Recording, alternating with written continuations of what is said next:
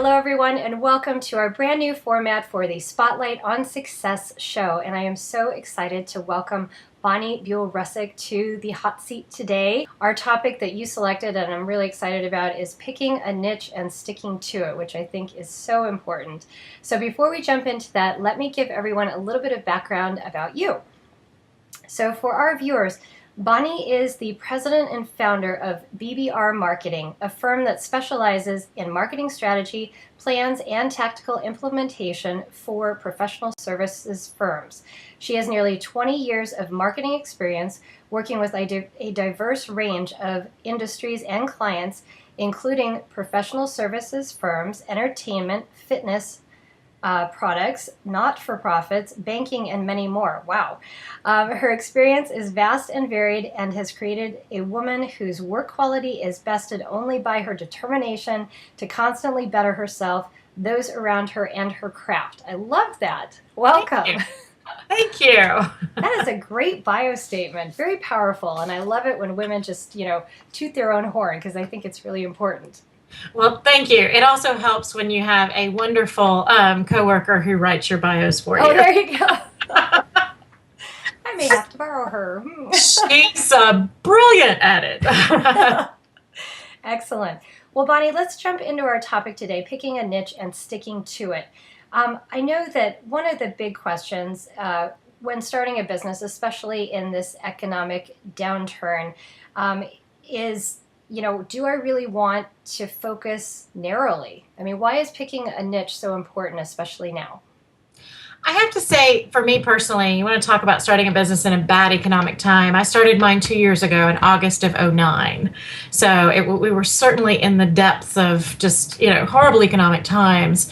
But a couple reasons why I chose that focus. One, before starting my company, I was actually the marketing director for an accounting firm. So, I had served the role on the inside. And when I was in that role, it was very hard for me to find people that understood how to market professional services. So I saw that there was a need. Mm-hmm. I knew about the industry. And frankly, the more narrow your audience is, the easier it is to reach them. And the easier it is for you to become a known entity and considered an expert with that smaller group. If you're trying to be all things to all people, in any part of your life, it generally doesn't work. So that's why I really chose to focus that narrowly. And it's very hard when you're first starting out because, any work that comes your way, you're like, yay, it's work. Right. But, really, and, I fell by the wayside a couple times very early on, but, really focusing on that, I say that's one of the reasons why my company has actually been the success that it has been. And I think there's that concern so often, especially when you're starting out, about being too selective about who you're going to work with. And, oh my gosh, are there going to be enough clients in that area? How am I going to find them? And, what am I supposed to turn down business if somebody else comes along? So can you talk a little bit about some of the concerns that women might face in thinking about being really specific in their niche? Well, you nailed it right there with the whole idea that, you are concerned that there's going to be enough business out there. And I have a couple of ways that I've dealt with that. One, I'm a big believer in getting to know your competition. And there are a lot of other extraordinarily talented marketing people here in Atlanta. And I made it an effort to go out and buy each and every one of them coffee. And many of them have niches that are, maybe adjacent to mine or even completely different than mine. And the beauty of that is number one, you kind of break down that barrier of, we're competition and we hate each other. Mm-hmm. But I've gotten referral business from some of my best competitors, and I've been able to refer business to some of them because of the fact that, I have a colleague, a woman who owns a different business that focuses on the music industry. Mm-hmm. And I was approached by one of the coolest clubs, bars in town a few months ago about doing some work for them. And while I really wanted it, because it would have been super fun work, I was like, no, I had to pull back. And I actually called this competitor of mine and said, okay, here's some business that I think would be good for you. And in turn, she sent me things as well. So I think that's one way to combat that. So you're not only just going out yourself, but you're also getting business from your competitors or from colleagues who can send it your way. And another, I still go back to the fact that the more you focus on a particular industry, the more you're going to the more you're going to be known by that industry, and your clients and even people that aren't your clients but just know about you are going to start passing the word about you, and it's amazing how quickly that can spread. Creates kind of a snowball effect. And yeah. I love that I'm talking to you today, because I really believe that when it comes to your marketing message, the tighter your focus, the stronger and more easily your message will resonate with even those outside of your target range, because you're being so crystal clear about what you're trying to share. Absolutely. So I do think that that's incredibly important.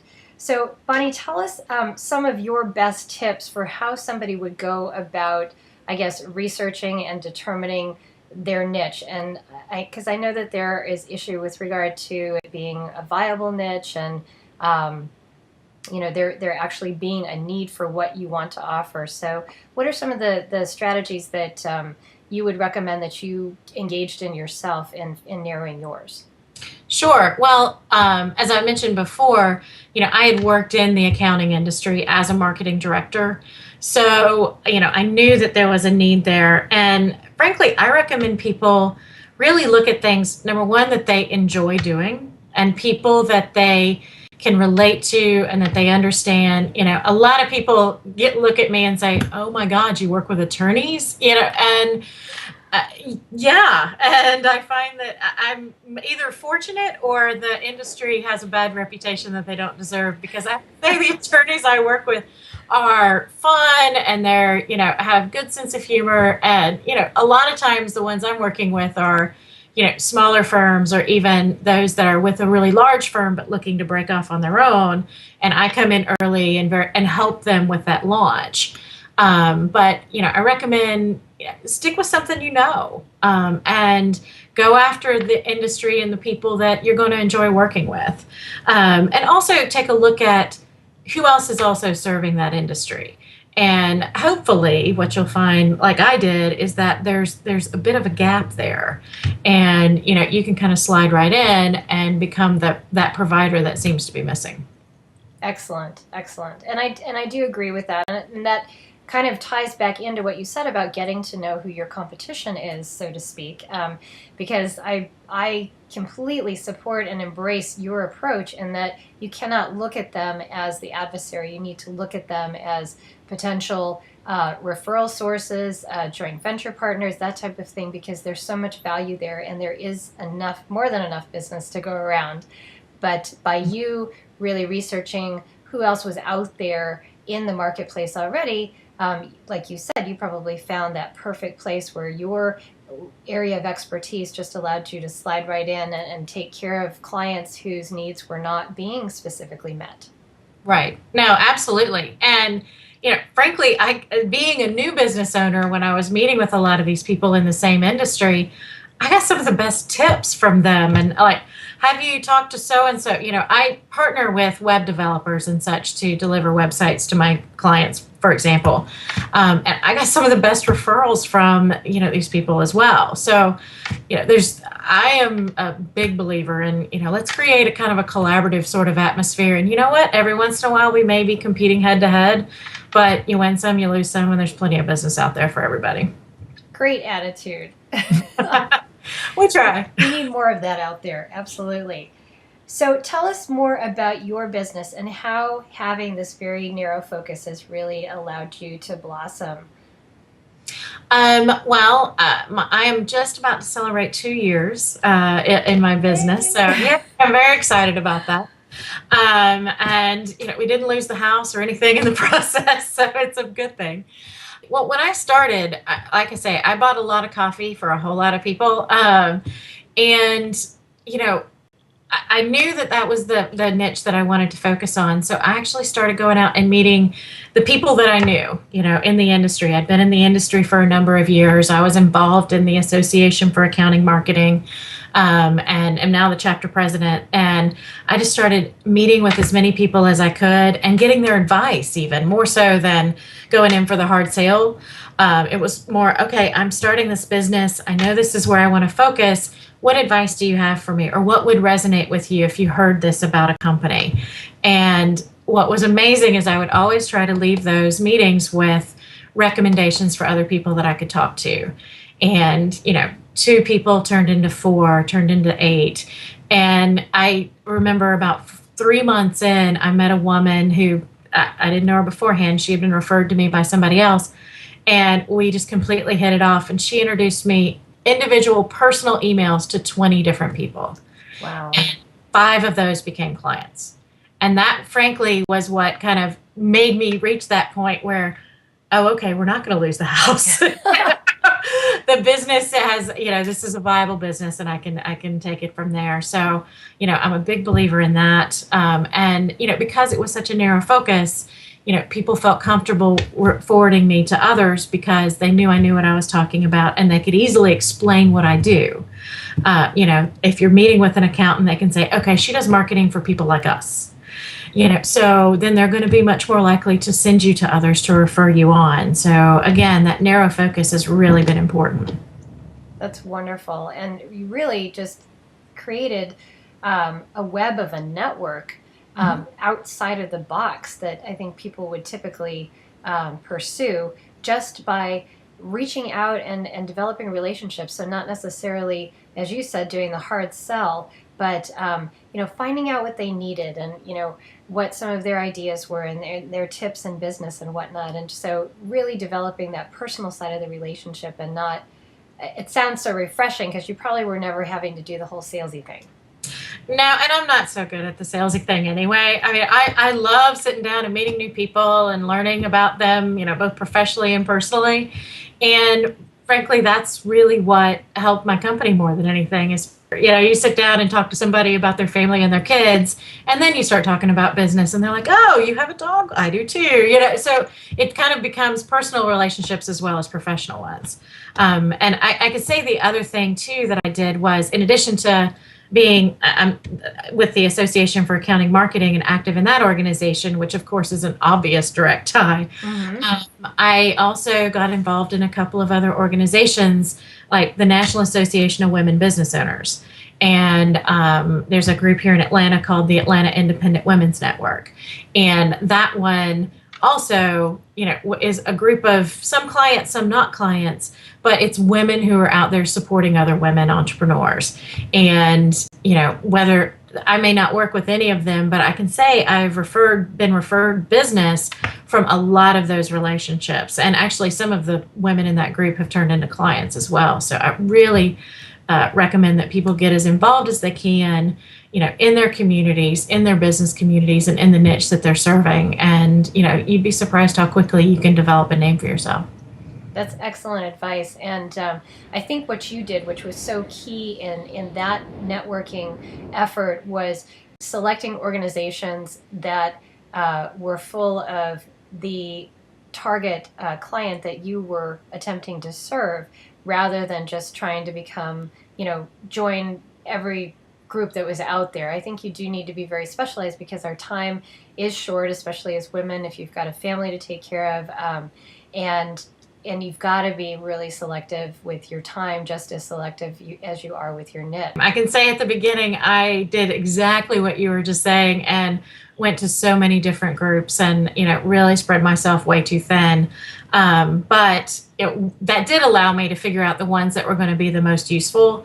And so that I could really take a leadership role in those and not just attend, but okay, if I'm going to be involved, I'm going to be really involved and, help these organizations. But I can say the other thing, in addition to all these coffees and everything, I kind of set myself a rule at the beginning and said I would have 3 networking meetings a week.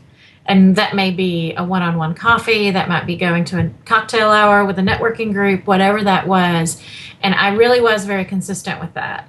And I encourage my clients a lot of times who are kind of at that point where they're trying to grow their business or bring in new clients, set yourself a goal and make sure you keep it. And 3 may be too much. There were weeks when 3 seemed like a whole lot. So figure out what works for you, but make yourself do it and put it on your calendar, because it's so easy to get caught up in your day-to-day work and realize it's been a month before you've actually met with anybody. And right. It's a constant activity. Got to hold yourself accountable, especially when you are on your own. And as you said, life can become a little overwhelming and all the busyness of business. So yeah. I love that suggestion. That's very important. And it also forces you out of your comfort zone sometimes. Oh, yeah. Yeah. It's still, I don't know anybody that loves that, walking into a cocktail party where they don't know a soul. Yeah, I hate that. Oh, I do too. I absolutely hate that. And, I test as an extrovert, everything else. I despise that moment. And everybody does. So the beauty of that is, everybody in that room is uncomfortable. So just walk up to the first person that's standing by themselves and you'll make their day. Right, exactly. So, and it gets a little bit easier over time. But yeah, no one likes that. But it's important to do it. It is very important. For women who want to find out more about you, what do you advise they do? Well, my new website went up in June.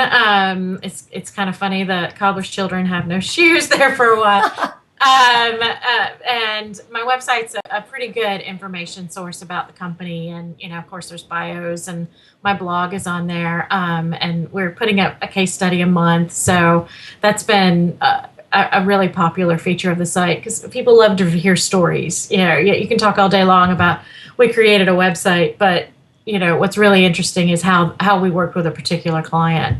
And that, I would say, I'm certainly all over social media, Twitter and LinkedIn, and have a company Facebook page. So I'm usually fairly easy to find out there. I love that you have the case studies on your site, because that really brings it down to that real level for people about what you do and how you can help them. And I think you can also learn from other people's stories, and makes you feel like you're not the only one who's, floundering or whatever you are at the moment. And I encourage my clients to do them all the time, because it gives a personal touch to a business situation. Mm-hmm. And, if you have clients who can say you're wonderful as opposed to you yourself saying you're wonderful, it's a whole lot more powerful sort of situation. So true. I enjoy those. Well, Bonnie, thank you so very much for bringing us this great topic today. It's so important, the subject of picking a niche, and to hear your story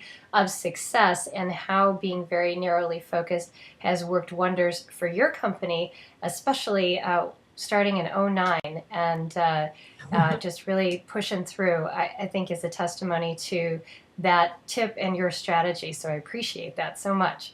Oh, thank you so much. This has been fun. Thank you for watching, and have a great day.